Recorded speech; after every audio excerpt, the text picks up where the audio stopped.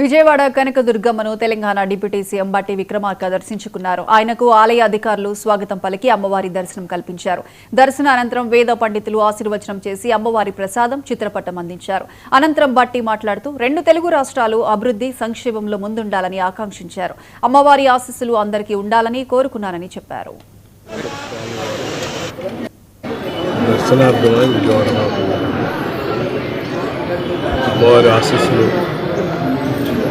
రెండు తెలుగు రాష్ట్రాల ప్రజలపైన చల్లగా ఉండాలని, వారి ఆశీస్సులతో 2 రాష్ట్రాలు కూడా బాగా అభివృద్ధి చెందాలని, ప్రజా సంక్షేమంతో పాటు అభివృద్ధి కార్యక్రమాలు కూడా మెండుగా జరగాలని, ప్రపంచవ్యాప్తంగా ఉన్నటువంటి మానవాళ్ళందరికీ కూడా వారి చల్లని చూపు ఆశీస్సులు ఉండాలని అమ్మవారి స్వామివారి దర్శనార్థమై విజయవాడ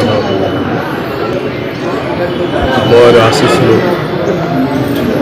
2 తెలుగు రాష్ట్రాల ప్రజలపైన చల్లగా ఉండాలని, వారి ఆశీస్సులతో 2 రాష్ట్రాలు కూడా బాగా అభివృద్ధి చెందాలని, ప్రజా సంక్షేమంతో పాటు అభివృద్ధి కార్యక్రమాలు కూడా మెండుగా జరగాలని, ప్రపంచవ్యాప్తంగా ఉన్నటువంటి మానవాళ్ళందరికీ కూడా వారి చల్లని చూపు ఆశీస్సులు ఉండాలని అమ్మవారి స్వామివారి దర్శనార్థమై విజయవాడ